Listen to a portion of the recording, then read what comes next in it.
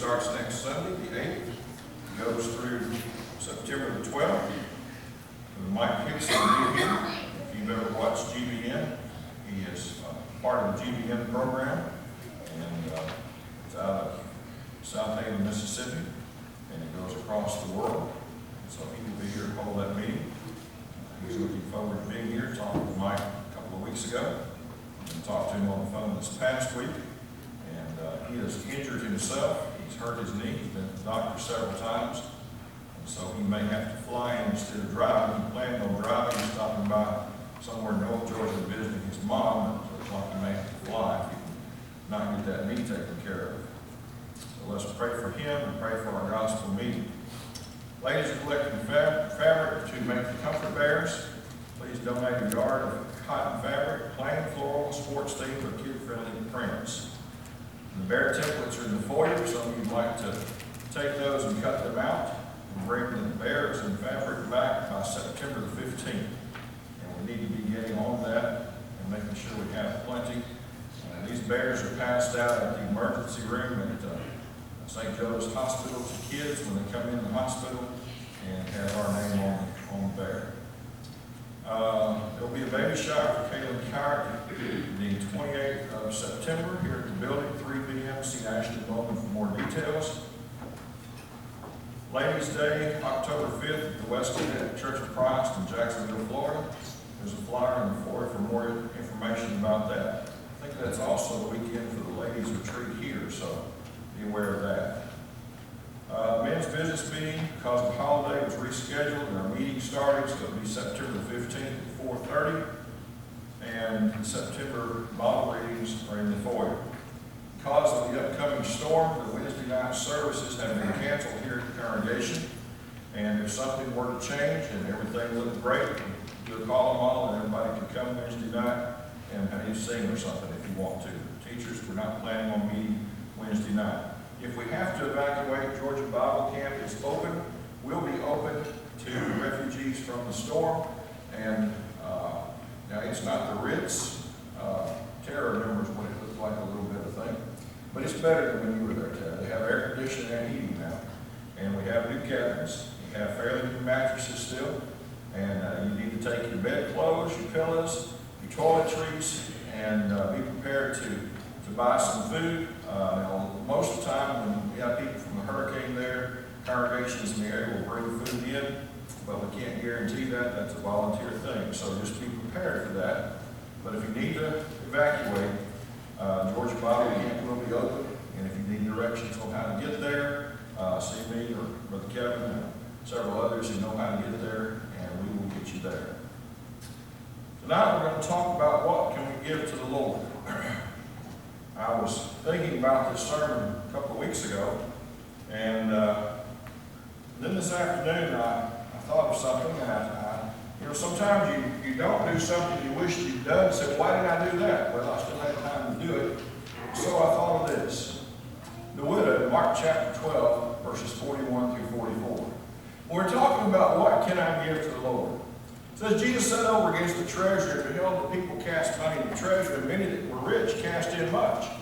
And there came a certain poor widow, and she threw in 2 mites, which make a farthing. And he called unto him his disciples, and said to them, Verily I say unto you, this poor widow hath cast more in than all they which have cast in the treasury. For all that they did cast in their abundance, but she of her want did cast in all that she had, even all her living. The widow with the 2 mites gave all she had. And sometimes I wonder, when we're giving to the Lord, whether it's our time, talent, or money, are we just giving the Lord over our abundance? You know, there's an old saying among preachers, you need to preach from the overflow. You study, and then you preach your lesson, but you've studied so much, there's other things you can bring in. And you need to do that, is preach from the overflow. But I wonder sometimes when it comes to our giving to God, are we just giving God because we have this, we're just going to give this amount? We're not thinking about what we truly could give to God. And I think there's a lot of things in our life that we can give to God. Before I go any further, it's good to see Sister Michelle back tonight. She wasn't able to get out this morning. She's recovering from surgery. Brother Mark, I think, is in the back, perhaps. He's recovering from surgery. And Brother Jason Coward had surgery. He's at home recovering from that. And Brother Ken, we need to remember him, Sister Jeanette. They went to South Carolina to visit relatives. And we need to remember them. He's still undergoing chemo. He's having some problems. Other than that, so let's remember him in our prayers. But now back to our lesson. This widow gave all that she had to the Lord. She gave more than all the others really put together. And they were going in. Can't you just see them in your mind going there and they're putting in a little bag of gold or a little bag of coins, and they're just so proud of themselves. And here she comes up and she's only got 2 mites. Now that was a small amount. That's all she had. But she gave it to the Lord. What can I give to the Lord? Well, I believe there are several things we can give to the Lord, but we need to realize that we've got to think about this all the time. It's not just on Sunday that we give to God. We give to God, or should give to God, all the time. First of all, let's talk about the power of influence. Our influence is something we can give to God. Matthew chapter 15, or Matthew chapter 5, verse 16, says, "Let your light so shine before men that they may see your good works and glorify your Father which is in heaven." Let's just park here for just a minute or two. Our influence. How many people did you meet last week? People you knew, people you've never seen before. What influence did you leave with them? When you left those people, did they know by your actions alone that you were a Christian? Was the influence you had one that showed you were a Christian? I think back over the week, and I think a lot of people had some influence like that, but I think back and I had to repent, because I know there was a time or two I didn't influence them like I ought to have. And I had to rethink that. I've got to do better.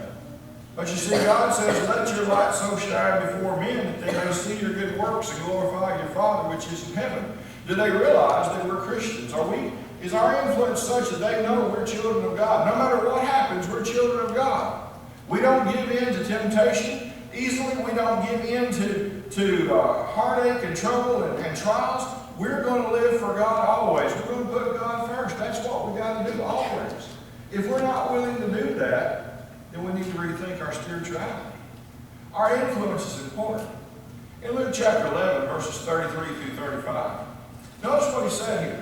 "No man, when he hath lighted a candle," and notice this, "put it under a bushel, but put it in a secret place, neither under a bushel, but on a candlestick, what? That it giveth light, that they which come may see." I'm trying to quote Matthew is what I'm trying to do. But this is Luke. "That they which come may see the light." Now, I don't know about y'all, but I don't like to get up in the middle of the night. I just don't like to. Because I know what's going to happen if I don't put a light on. I'm going to step on something, or I'm going to knock a toe on something, and I just don't like to do it. But you know what? I got a light the other night, and I turned that light on, and you thought somebody was escaping from prison. That light was so bright. It lit up the whole room, and I quickly covered it up because I didn't want to disturb anyone, the dog, or anybody else having to do. And that light was so bright. And I was thinking about that. Now, my Christian light, does it shine that brightly to the world? Does it look like there's a prison break in my life, that there's such a light that shines towards God, that they can see God in my life? Or is my light like that little flashlight that the batteries need replacing and the bulb's about shot? See, we need to think about that. Our influence. Can I give a better influence to others through my life? Well, that's what Jesus wants us to do. He said, "The light of the body is the eye. Therefore, when thine eye is single, thy whole body is also full of light. When thine eye is evil, thy whole body also full of darkness. Take heed, therefore, that the light which is in thee be not darkness." You see, that's our lives. That's how we live our lives. That's what we're doing. It's either good or evil. And we don't think of it as evil, but it is. Because you see, if I'm not the influence on someone that would show them what Christ is, then that's really an influence of evil. I need to show them what Christ is. What can I give to the Lord? I know we can give our influence. The question is, are we doing it? Well, then what else is something we can give to God? What about our time? What about our time? I don't know anybody who is not busy in this world today. You know, even kids today. They have school, they have sports, they have band, they have scouts, they have this, there's so many things they're doing. But you know, the Lord says we need to give some time to Him. Ephesians 5 verse 15 says, see that you walk circumspectly, not as fools, but as wise, redeeming the time, because the days are evil. Now notice what He's saying here. The way we live our lives, He said, you walk carefully. No, don't be as fools, but you be as wise. Now, can I give my time to the Lord? Now, I'm going to talk about something for a few minutes here. We have a calendar that we plan. It's in the works right now. And that calendar says there'll be a ladies' day, and there'll be a gospel meeting. Later on, there's going to be a golden age day. We call it old folks' day. We used to. I don't call it that much anymore. Then we're going to have a youth day. Then we're going to have another meeting. We're going to have a lectureship. I don't have time for stuff like that. I just don't have time for stuff like that. You know, I can't even help with it. Wait a minute. God said we need to give Him some time. Are we giving Him time? You know, is my life so important that I can't look at a calendar and plan 6 months out? Here's a day that I'm supposed to be at the services, at the building, to help out with an activity. Can I not do that? Because you see what that says is, you know, people drive by and we got this sign out there that says, Youth Day. There are 3 cars in the parking lot all day long. What's that say? Well, they must not be much interested in what they're doing. What does that say to the community about this congregation? Makes us look bad, doesn't it? Well, I don't care how it makes us look. How does it make the Lord look? That's what we've got to think about. How does it make the Lord look? If it made the Lord look bad, I need to rethink that. I need to get that calendar out when it's passed out. I need to get my calendar out and say, here's a day. This is something I'm going to do for the Lord. Walk circumspectly, not as fools, but as wise, redeeming the time, because the days are evil. Well, I don't need to go to all those things. What am I going to get out of it? Anybody went at the youth day, you missed one of the 3 greatest lessons on faith I've ever heard in my life. You ask anybody who was here, all 35 of us. You ask how those lessons were. If you weren't here to get them, I don't know why you wasn't here. I'm not pointing fingers. I'm just saying you wasn't here. You didn't get those CDs. You didn't hear those lessons. Great lessons on faith. And it wasn't just for young people. It was for older people too. Sissy and I were talking the other night, that third lesson. That third lesson, that's one of the best lessons I believe I've ever heard in my life. You see, I grew as a Christian that day. I grew as a Christian that day. And that's what this is about. Redeeming the time. I've got an opportunity to grow. I've got an opportunity to feed on the gospel. Why would I want to do that? You see, there's something I can give to the Lord. And if I'm not doing it, I need to make some changes. Somebody told me one time, well, you know, if we planned a meeting on your vacation, you wouldn't be here. Oh, yeah? I wouldn't be here the next Sunday if I wasn't. I know that. You know why? Because I'm the preacher. Just because I can get in and talk don't mean I'm any different than anybody else. You can miss a meeting, why can't I? Well, you're the preacher. So, what's that mean? It means nothing. We're Christians, and we need to give our time and our influence to God. That's what we got to do. That's what we got to do, y'all. Can I give anything to the Lord? Now, you think about that with her. Yeah, but she put 2 mites in it. But she gave what she could. Maybe I can't give all day to an activity. Maybe I've got to be somewhere else. That's important, not an excuse. Can I give that time? Can I work in the background and help those planning? Can I help them afterwards? You know, I really have to be a part of something and get there when everything's over and have to just clean up. I hate that. But if it's what I can do, it's what I'm going to do. We can give our time to the Lord. What about our worship? Here's something we can give to God. John 4:23 and 24 says, but the hour cometh and now is when the true worshiper shall worship the Father in spirit and truth. And the Father seeketh such to worship him. Now he was talking there to the widow, to the lady at the well. He said, God is a spirit, and they that worship him must worship him in spirit and truth. But now I want us to think about this worship. Well, Riley, I'm here all the time. That's good. Where's your mind? Where's your mind? Where's your heart? You see, he wants our worship. This is something I can give to God. I can give my heart to God. Now, I know there are all kinds of things that happen in our lives. I understand that.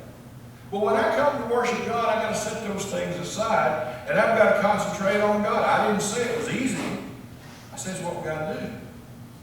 He seeks us to worship him in spirit and in truth. If my heart's not in worship, if my heart's in financial problems or sickness or what I'm going to do that afternoon or what are my kids doing or what's going on in my life. No. Let's remember, we come to worship God. We come to worship. And that's what we got to do. That means when a song leader gets up and sings, I join in. And I think about those words. I just don't, I really like good music. And I love what our song leaders lead. I haven't heard a song that I don't really like in a long time. And there's a couple of songs in our book I don't like because I grew up with a song leader. That's the only two he knew. He led them every Sunday morning for almost 30 years. And I'm a little tired of those, but I don't hear them very often.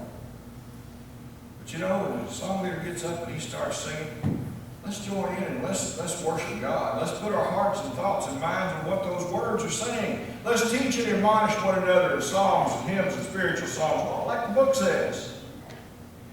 Let's put our worship to God. When someone's leading in prayer, where's our mind? When someone's leading in a public prayer, are we thinking about what the gentleman is saying so that we can pray along with him and put our heart into that prayer? Are we thinking about what we're going to do?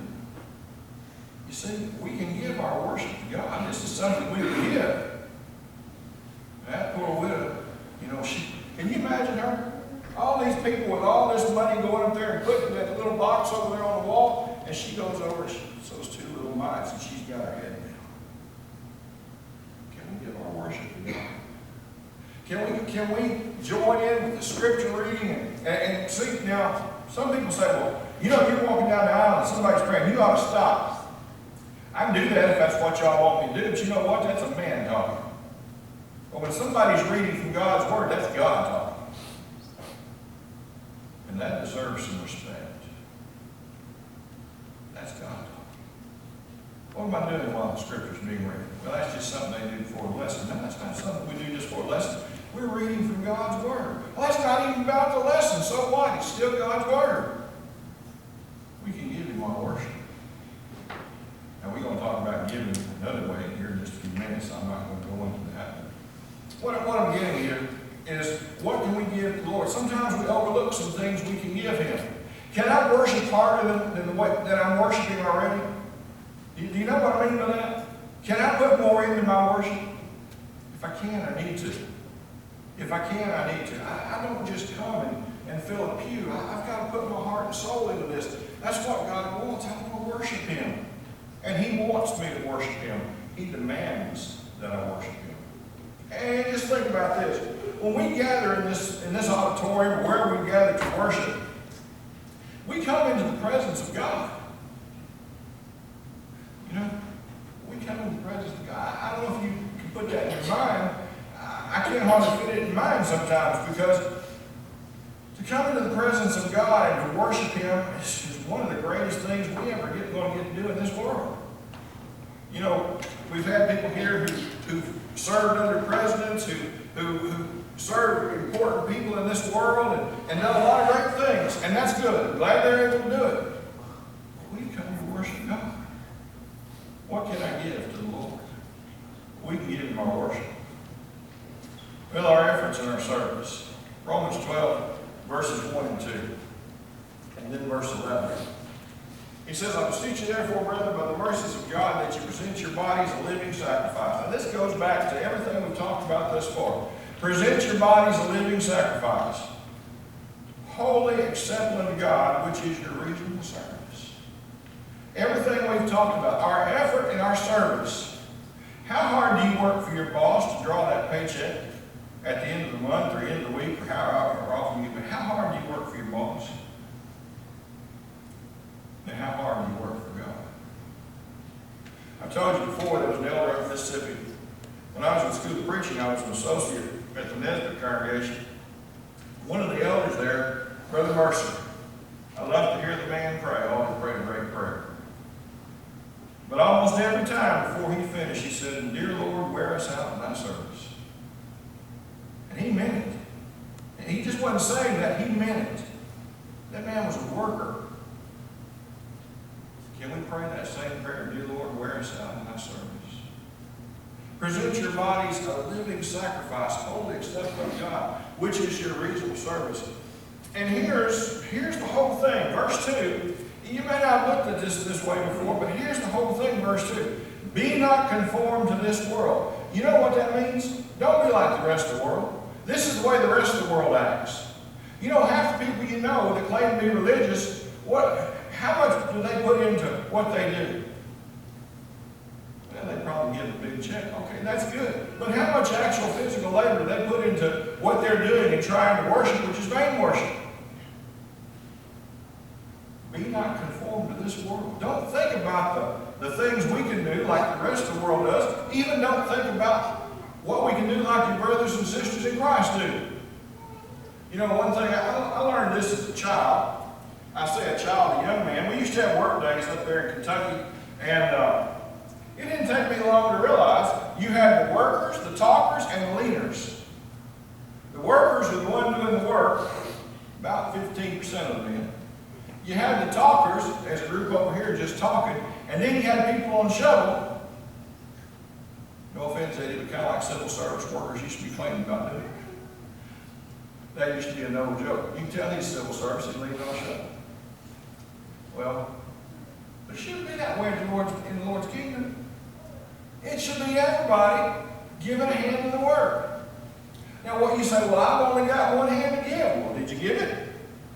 I've only got one leg I can use. Did you use it? I've only got one ear to use. Did you use it? Be not conformed to this world, but be ye transformed. And here's how we can do this. Be ye transformed by the renewing of your mind. How are you going to do that? Through the Word. Through a study of that Word, showing me how I need to be and what I need to be doing. That you may prove what is that good and acceptable and perfect will of God. The will of God is what we've got to follow. Our effort and our service, God desires. What can we give to God?